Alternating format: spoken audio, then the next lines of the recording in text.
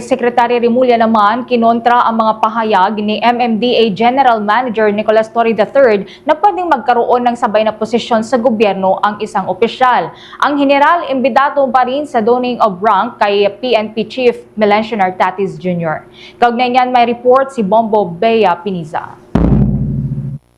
Kinontra ni Department of Interior and Local Government Secretary Juanito Victor John Vic Remulla ang mga pahayag ni dating Philippine National Police Chief at kasalukuyang Metropolitan Manila Development Authority General Manager Nicolas Torre III na hindi umano bago na mayroong isang opisyal na mayroong dalawang posisyon sa pamahalaan.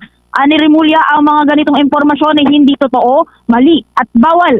Ang ganitong sitwasyon lalo na kung parehong tumatanggap ng sahod si Torre mula sa kanyang nakaraang pwesto bilang hepe at maging sa Metropolitan Manila Development Authority. Paliwanag ni Remulla, kung ganito ang kasalukuyang sitwasyon, dapat anya na ibalik at isauli ni Torre ang mga natanggap niyang sahod mula sa pambansang pulisya. Maliban dito, para sa mga proseso ng kanyang optional retirement, wala na anyang kasong kinahaharap pa si Torre sa National Police Commission at kailangan na lamang humingi ng clearance sa Office of the Ombudsman para naman sa ibang mga harassment cases nito.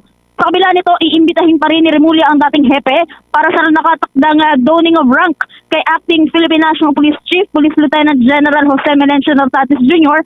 para sa transfer of flag. Kaugnay niyang pakinggan natin ang mga bahagi ng pahayag ni Secretary Juanito Victor Remulla, ang kalihim ng Department of Interior and Local Government. Bawal yan. Bawal yan. As plain as you can get. You cannot hold two government positions at the same time. In this case, kung tumatanggap pa siya ng sweldo sa PNP, tapos tumatanggap siya ng sweldo sa MMDA, kailangan niya isoli ang sweldo sa previous position niya kung tumatanggap pa rin siya. Of course.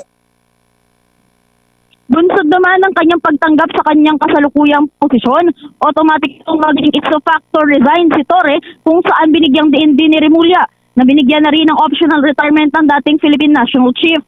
Full benefits din anya ang matatanggap ni Torre, ngunit dapat din muna anyang hintayin ang mga magiging utos mula sa Malacanang bilang ito ang appointing authority na nagtalaga sa kanya. Kaugnay pakinggan natin muli ang tinig ni Secretary Juanito John Vic Remulla, ang kalihim ng Department of Interior and Local Government. He's retire, so wala kami magagawa.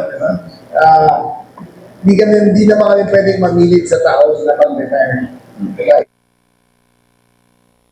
Samantala, nilinaw naman ni Torre sa kanyang mga naunang pahayag na wala pa siyang pinipirmahan ng mga dokumentong mayroong kaugnayan sa kanyang pagre-retiro. Una na rin dito ay sinabi rin ng dating hepe na kakausapin niya si Pangulong Ferdinand Marcos Jr. at maging ang National Police Commission. Hinggil dito.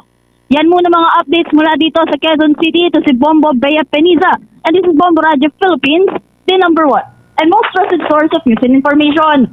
Basta Radio.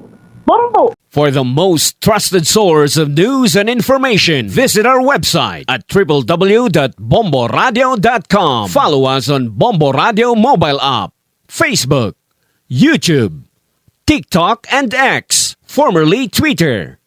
Like, share, and stay connected. Anytime, anywhere.